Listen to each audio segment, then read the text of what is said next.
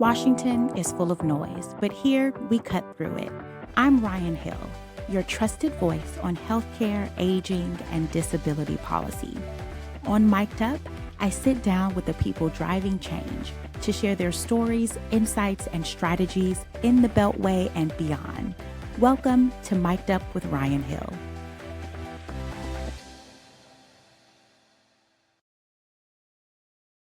Welcome to Mic'd Up with Ryann Hill, the podcast where policy meets real life. I'm your host, Ryann Hill, founder and CEO of Indigo Hill Strategies.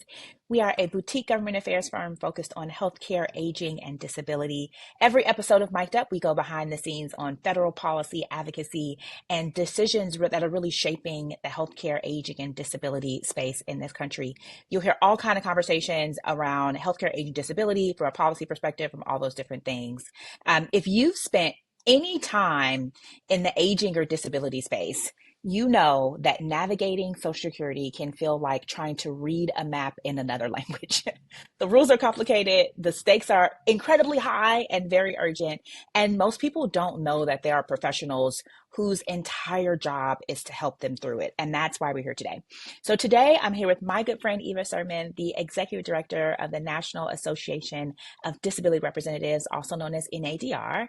Eva works with advocates and professionals who help people access to Social Security, their Social Security benefits that they've worked so hard, earned, and need. So we're going to cover a lot of ground today, from who disability representatives even are, and why they matter, to what's happening right now in the Social Security space that everyone should be paying attention to. We'll also get into NADR's advocacy priorities, including some rule changes and policy issues that could have real consequences for folks across the country. And importantly, we'll get to share a little bit about the work that Indigo Hill Strategies has been able to do alongside NADR, including our recent Capitol Hill Day, where we got to hang out in DC earlier this year. So why don't we go ahead and get into it?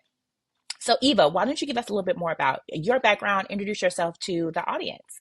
Hi, thanks for having me, Ryann. I'm happy to be here. I think it's such an important, topic as we get through National Social Security Month, which is the month of April. Pleasure to be here. My name is Eva Sirman. I am a certified association executive. I serve the National Association of Disability Representatives as their executive director. I have been with the organization for 16 years in this role. And prior to that, I myself was a disability advocate. I am not an attorney, which we'll dive into that a little bit more later. But I'm not an attorney, but I was eligible for direct pay through the Social Security Administration to assist people in their claims for Social Security disability benefits at the 4 lower levels of adjudication, which is really how I became passionate about this and got involved with NADR as a member initially, and then fell in love with the group of people that were my peers and colleagues at NADR, and decided that maybe my skill set was better suited towards helping the operations side of the organization. So transitioned into that role in 2010. And Eva runs the organization so well. Let me tell you, the conferences are wonderful, meetings are wonderful, everything is great. NADR members are always so happy with everything. Every time I talk to an NADR member, they're talking about just how well things are run. Can you give us a little background about NADR? How many members, where they're located? Just trying to give people a little bit more of what the org is. Yeah, absolutely. So NADR was founded actually on the Ides of March, so March 15th, 2000, by a group of individuals who at the time had been a part of another organization in this space that weren't attorneys, and sort of felt like, I don't know, for lack of a better phrase, maybe a second-class citizen. And so they decided, you know what, in order for the priorities that we have to be taken seriously, we need to probably create our own organization. And so I think it was less than 30, 25 to 30 folks met in St. Louis mid-March 2000, and they drafted the bylaws for this organization, what the leadership structure would look like, kind of made some appointments of leaders, and And from there, the National Association of Disability Representatives was born into existence. And at the time, there was a lot of discussion about how the non-attorney representatives could have parity with the attorneys. And what that meant to them was, we want to be able to show the agency that as a professional, we should be able to get our fees withheld and paid directly to us, just as an attorney would on these cases. And so some listening may go, wait, if you're not an attorney, how can you actually represent somebody in a legal case like this? And so it's important to note that SSA is sort of self-governing, and they have their own regulations and rules that govern their programs and their policies. And so as such, they at the time were like, anybody can represent anybody, meaning they wanted people to have access to help. And so they weren't restricting people in terms of who had to help them. So let's say you are a disabled adult child, your mother could represent you, right?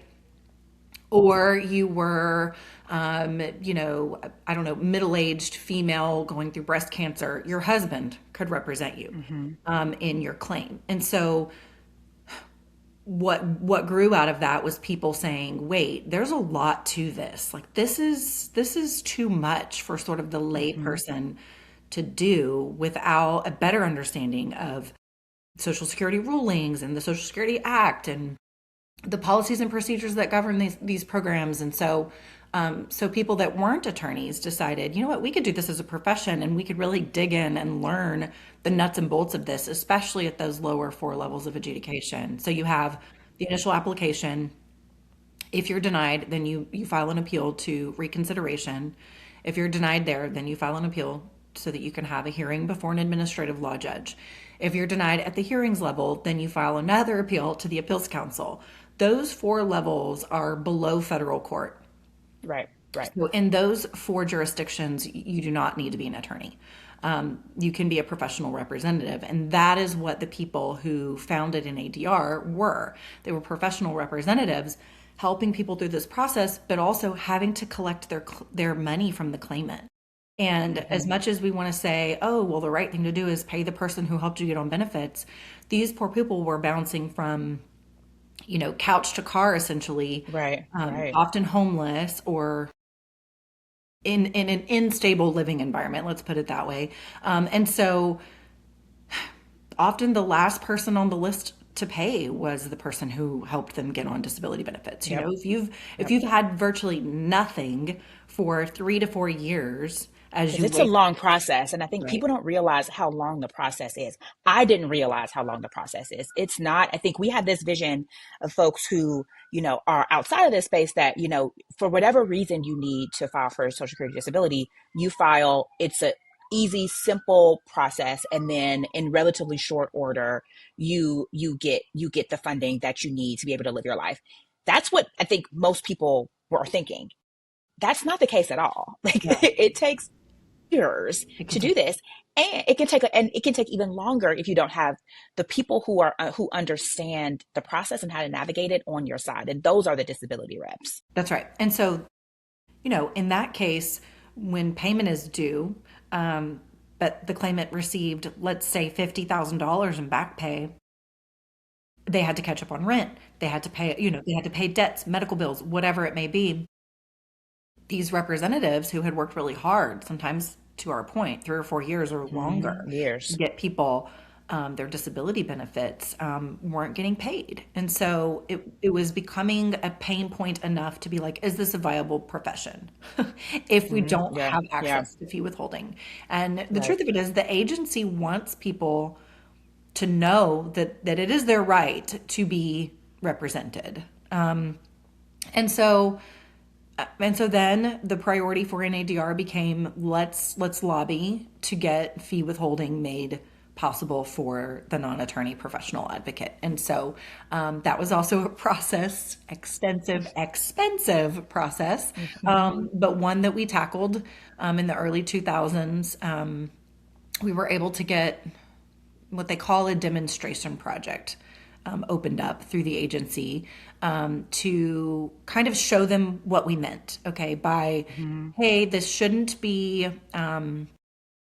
sort of a de minimis standard. Like we want you to see that we are truly capable and knowledgeable in this space. And so we were able to then show them like, hey, you could use an examination to test the disability advocates' knowledge of regulations and policy to prove that they are, a quality representative and should be able to have their fees withheld. And so we went through that process. The demonstration project lasted 5 years, and then the bill was signed into law in, I believe it was late February of 2010 by Barack Obama. So that gave fee withholding to the non-attorney disability advocates and also fee withholding on Title 16 or supplemental security income to attorneys, because attorneys were also not having fees withheld on the Title 16 portion of the claim. It's something that NADR is very, very proud of.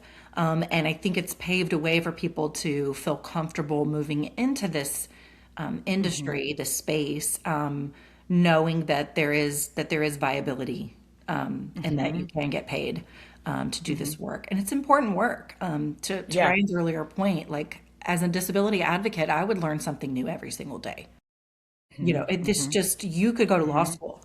In fact, I had a meeting with a potential new member this week, and she is an attorney. She's a young attorney. She's so bright. She's, handling the Social Security disability section of their law firm. And she's like, I literally learn something new every day.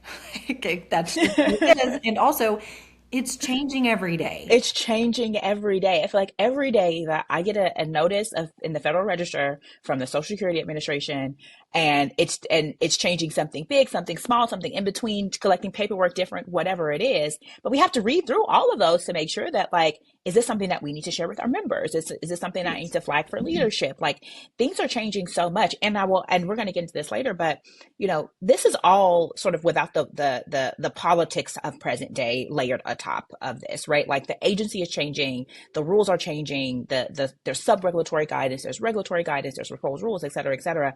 But we also know that, like, with a new commissioner of the Social Security Administration comes new priorities, right? And those commissioners are nominated by the president. And so you have this shift in sort of the political priorities of the agency that then always comes down to, okay, what's it going to change from a policy perspective? Are we going to get new rules and regs? Like, is there going to be a shift in focus?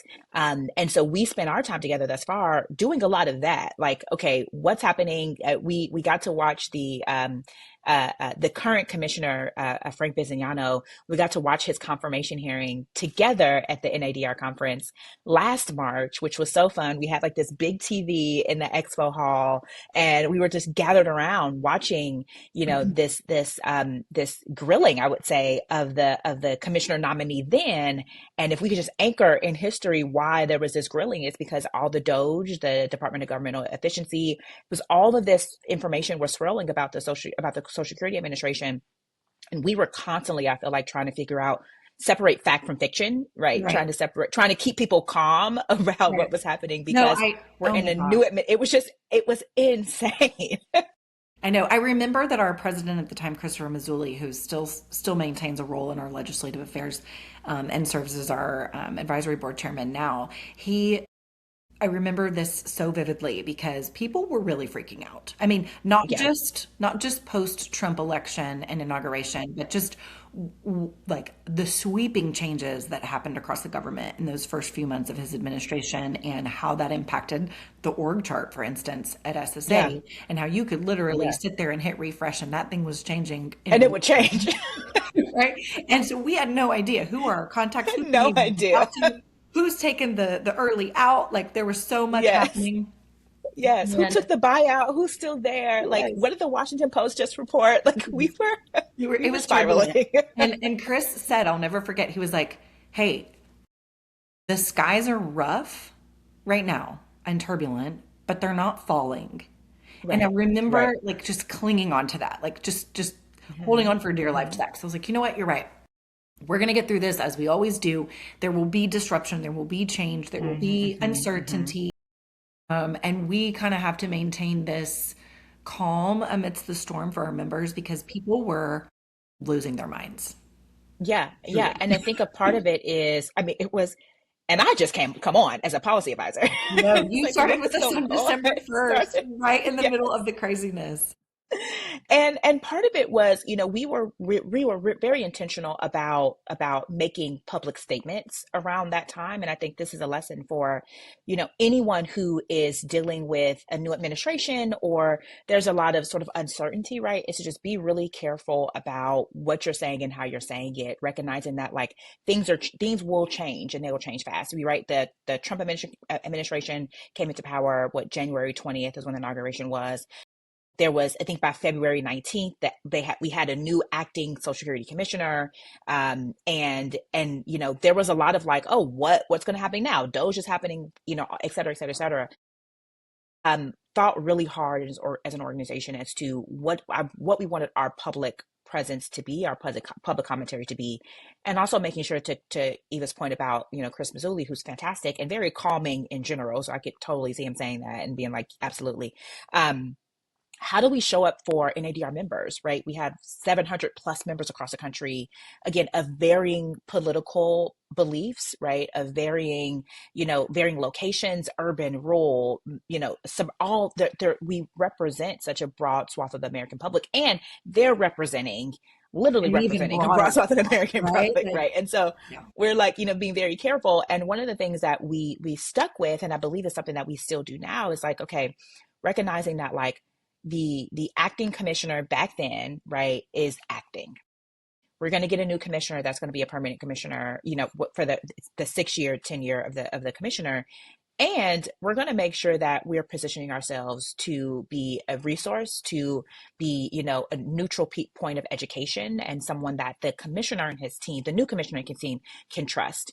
And I think we've done a really good job at sort of staying above the turbulence, right? Absolutely. And not being so reactive that we scare our members and then therefore scare the folks that they serve who are in this really dire need of financial support.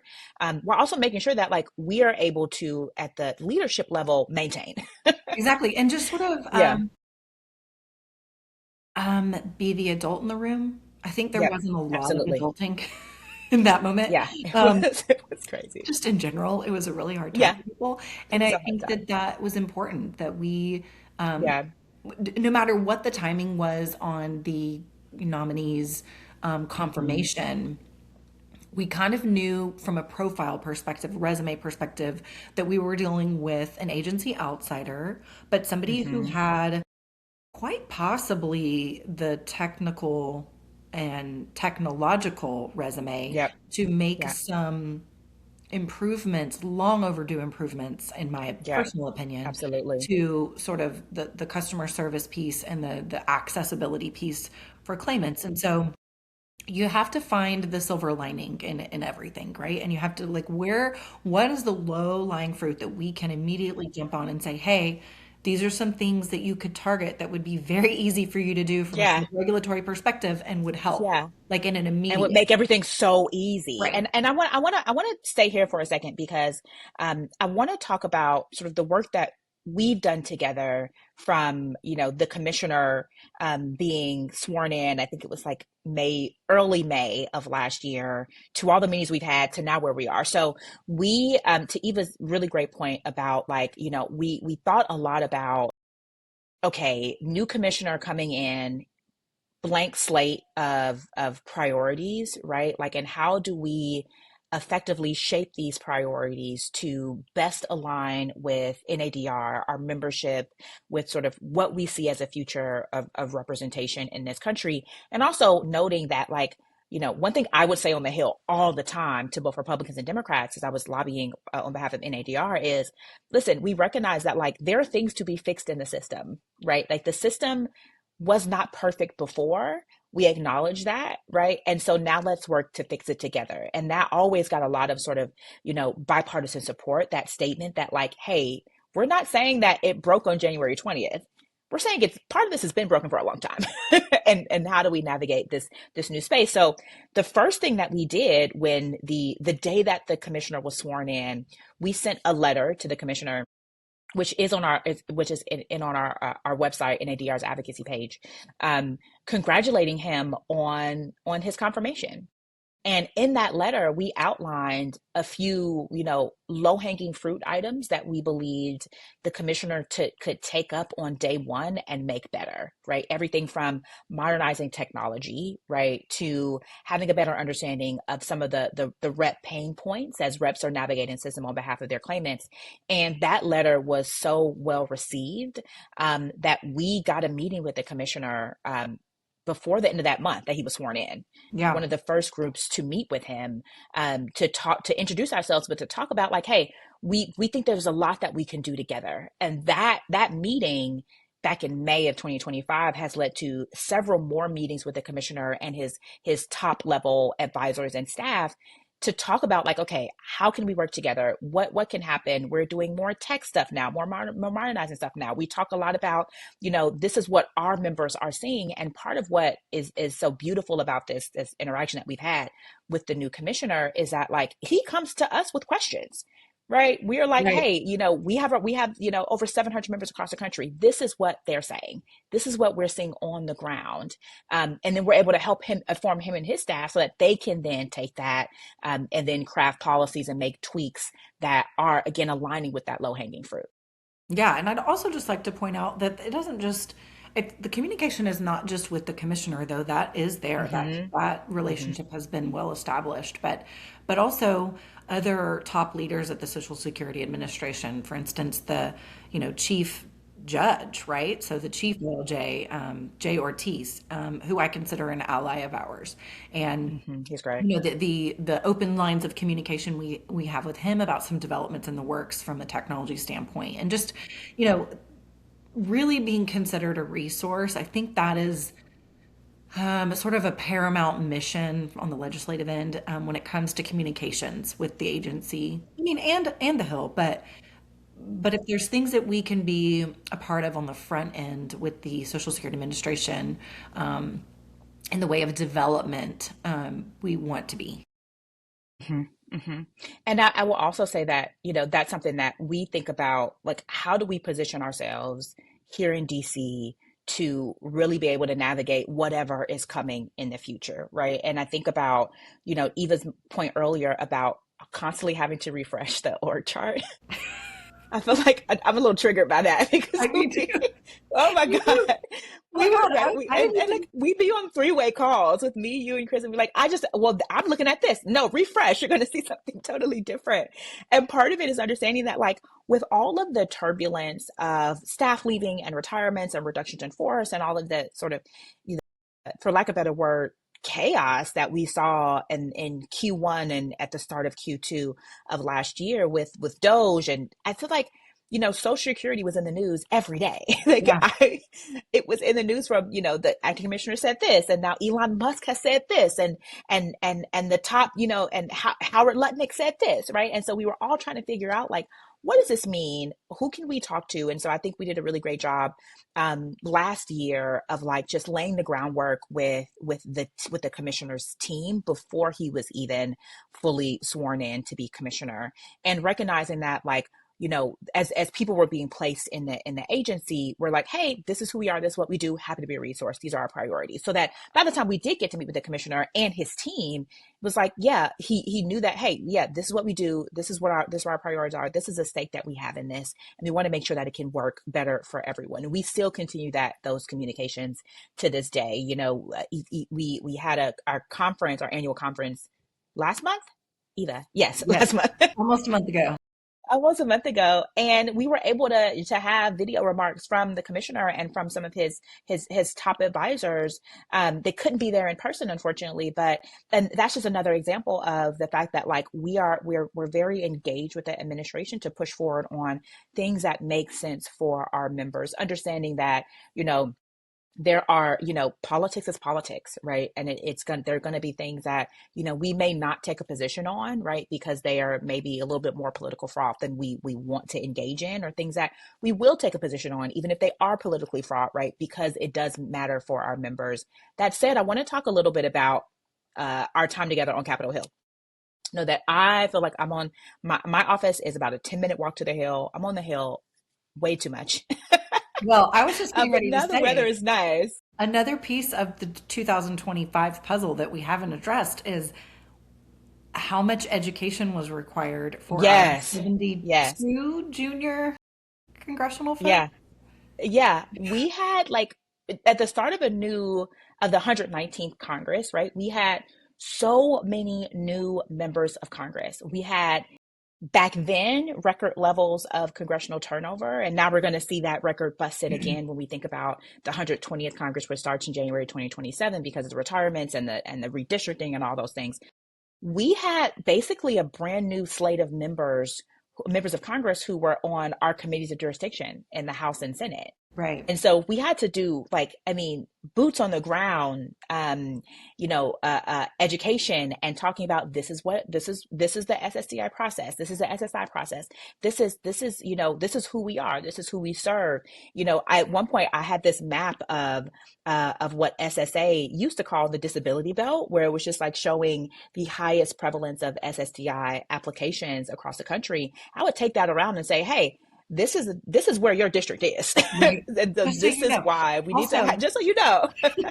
also, I will say, and I shouted you out yesterday on our Q2 leadership call with our members because you are just an amazing networker. Like Thank you. to watch this lady in action is really special because I'm like we will have a conversation about something. We'll go to the Hill. We'll go to meetings. We'll have like 32 minutes for coffee in Hmm. between, and she's telling me about something with Congressman so and so, and then I'll be darned if he doesn't text her like while we're Yeah. talking.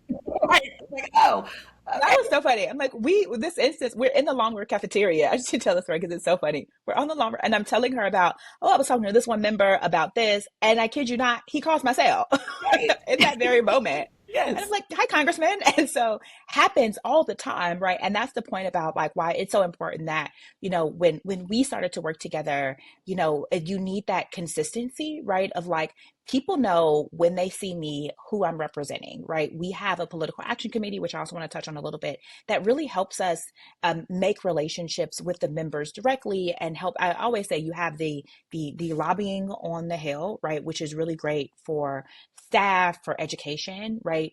It gets you in the door. What helps you often and effectively, if you're using it right, is a political action committee. And so in NADR, we have a growing political action committee that has been so incredibly helpful in having opportunities for these members to get to know me well enough that they're calling my cell phone, right. And I think asking me questions. I mean it's just applause to you, girl, because Yeah. that was no small task.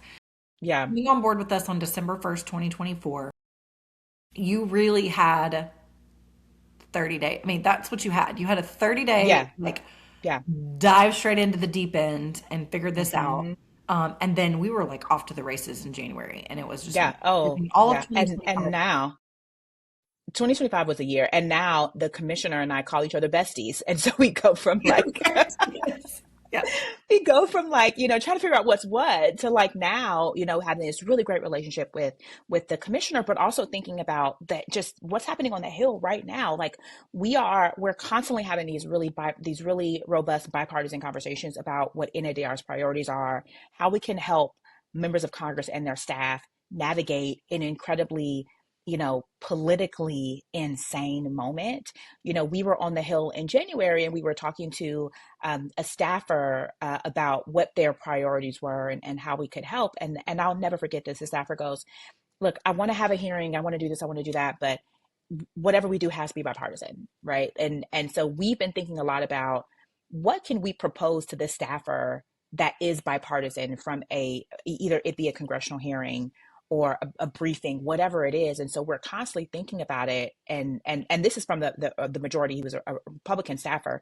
And now the staffer is emailing all the time, like, hey, I just saw this alert from SSA. What does NADR think? Right. And so we're constantly in touch with bipartisan staffers because we're like, well, we want to be in a position where when there is time or when when there's a window for anything to happen on Social Security, on disability, on SSI, we're front and center. Now that is the sort of networking, that one approach, but we're also very actively pushing for legislation that we support. We have a very active advocacy page where we're consistently getting our members across the country to advocate for bills that we know will support the industry, will support the people with the claimants. And so these things that we're thinking about all the time are, and that's why we do, my team and I are on the Hill all the time, but we also bring folks in to do a formal Hill Day. We did one back in January, and that's where we're in the Longworth cafeteria, for those of you who are familiar, eating Longworth cafeteria food, and then I get a call from a member of Congress who was in that building. Like his office Right, was in that right. building, right? And so, like, when we're on the Hill, we do bipartisan meetings, right? We meet with just as many Republicans as Democrats, and our message remains the same: that like we're here to be a resource. We need to educate. We're happy to educate. These are what our priorities are as an organization, and recognizing that those priorities can and will shift based on the moment that we're in at that specific time. Right. Anything else you want to say about Hill Day when you guys were here back in January? I mean, I think that, it's having done this for as long as I have, and having been a part of our legislative leadership team, and doing these meetings on the Hill and with, executives at SSA headquarters, you Mm-hmm. know, it really amounts to continuing to foster the relationship part, because Yes. nothing happens fast. Like, it seems nothing happens fast. So you have to, like, buckle up and pack your patience and realize that you're going to have the same or similar conversations Yep. a lot, right? Before Yes. there's Yes. great momentum in any one direction. But I Mm-hmm. always find it refreshing to meet with these offices and hear confirmation of things that I see in my seat. Like, I have our members saying, what is the holdup? Why can my claimant not reach anybody at the local Social Security office? Like, Mm-hmm. how do we Mm-hmm. get better access, and who can we call, and what? And so to hear folks on the Hill sort of reiterating that and saying, yeah, I mean, Yep. that's all we hear about is customer Yep. service, right? Like, Yep. those, even though in that moment, there's not a fix, like, none of us at the table have a true Mm-hmm. fix in the moment, but Mm-hmm. just to be validated that, like, okay, what our members and their claimants are saying is true, because people, the American public, are calling their congressmen and saying, men and women, and saying, this is a problem. I can't get through, or there isn't even a phone Yeah. number published, right? Like, Yep. Yep. so it is, it can feel painstakingly slow sometimes. The process of moving the needle and Mm-hmm. making change and being a part of regulation change and even sub-regulation change. But all Yeah. of that to be Yeah. said, it is rewarding when you have conversations and you're like, yes, thank you for Yes. Like validating that. you get it. You're You're getting it here with us.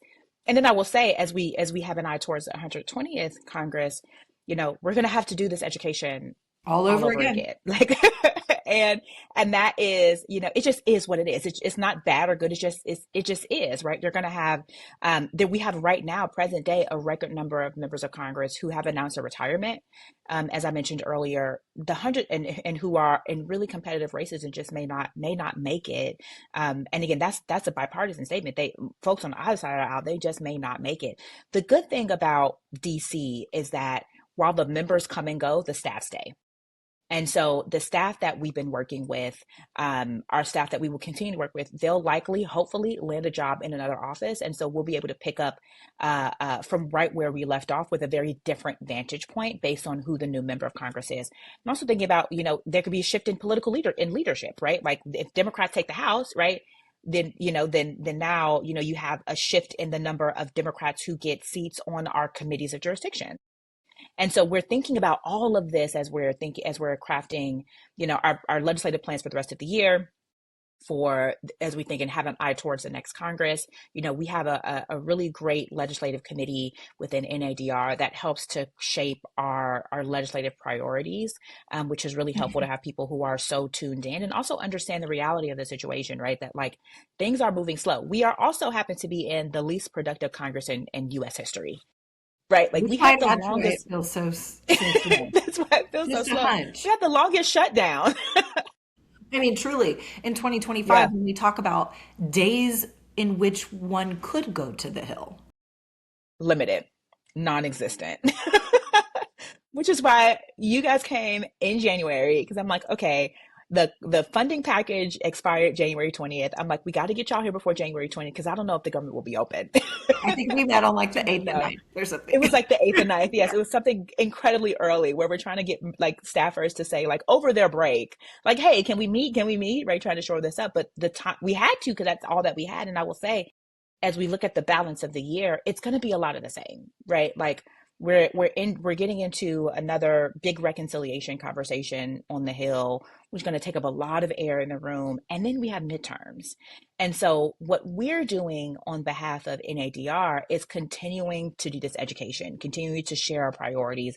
You know, should there be bills that are introduced that align with our priorities or we think our members will like or benefit from, we endorse that legislation. We've gotten quotes from, you know, the former president Chris Mazzulli and our current president Kelly Black into congressional press releases in the House and Senate endorsing legislation. So it's about this raising awareness of who NADR is, what we do, who we serve, so that we can be in the best position possible for when things start to happen, Right. whenever that is, and that's the goal. Yeah. That's the Well, I goal. think, the core of our organization is truly our members and the claimants that they serve.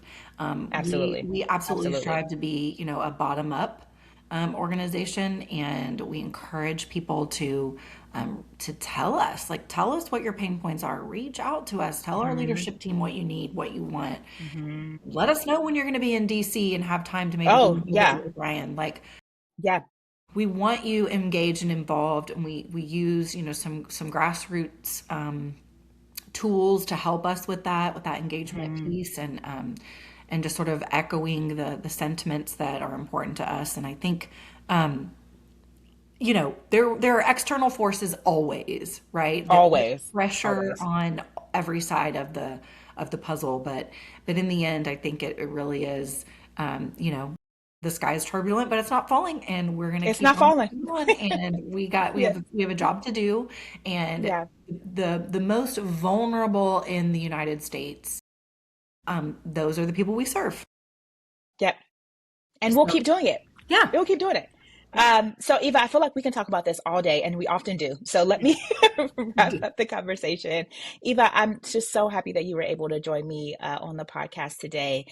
For our listeners, if this conversation sparked something for you, whether you are a caregiver, a policy professional, someone who works with people with disabilities, wherever you fit into this system, I hope you're walking away with a clear picture of how the disability representative process works, who reps are, and why it matters so much that NADR works so hard to get it right and to continue to serve their members who serve claimants, people around the country. If you want to learn more about NADR or connect with any disability representative, you can find them at nadr.org. That's right. Yes, nadr.org. And if you're in the field and want to get involved in our advocacy work, it's a really great time to do so. So thank y'all so much for tuning in to Mic'd Up with Ryann Hill. Be sure to subscribe, share with a colleague, and leave a review so more people can join in on the conversation. A huge thank you to our friends at Rex Wallace Consulting for their generous sponsorship of the podcast this season. To learn more about me and the work that we do at Indigo Hill Strategies, you can visit indigohillstrategies.com and follow along for more insights and policies that are shaping our communities. Until next time, stay informed and stay engaged. We all know quality isn't optional. Success in Medicare Advantage and Medicaid demands relentless focus, using data, engaging providers, elevating member experience, and embedding quality in your culture. At RWC, quality is our DNA. Our clients outperform the industry, and our Net Promoter Score of 94 says it all. Whether you're aiming for 4 stars or exceeding Medicaid benchmarks, redefining success in Medicare and Medicaid begins with RWC, because we catalyze cultures of quality.